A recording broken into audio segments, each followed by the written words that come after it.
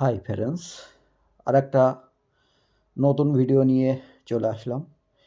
এই ভ্যারাইটিটার নাম সবই বলবো অনেক দিন পরে, তো ভিডিওটা স্কিপ করবেন না, পুরো ভিডিওটা দেখবেন। এই ভ্যারাইটিটা সাতসুমা, খুব সুন্দর একটা কমলার ভ্যারাইটি।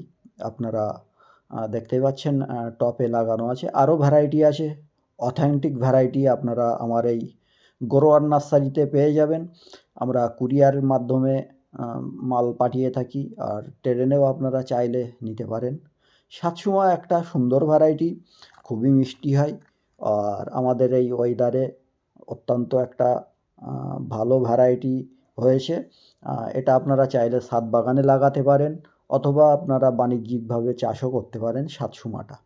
তো সাতসুমা দেখতে পাচ্ছেন গাছে ফল ধরে আছে, আরও ছিল কিছু কিছু হারভেস্ট করা হয়েছে।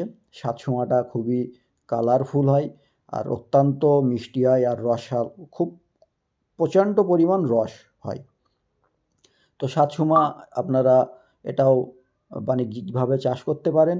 আর আরও কিছু নতুন নতুন ভ্যারাইটি কমলার পেয়ে যাবেন আমার এই নার্সারি থেকে, আপনারা আসতে পারেন। এটা উত্তর চব্বিশ পরগনা।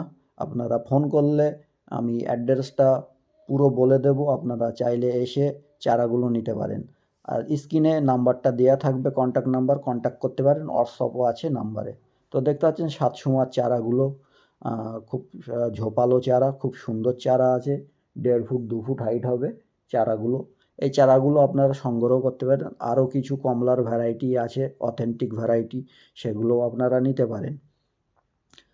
তো আমার এই চ্যানেলটা ফলো করে রাখবেন, আরও নিত্য নতুন ভিডিও আপনারা পেয়ে যাবেন। চ্যানেলটা সাবস্ক্রাইব করে রাখবেন।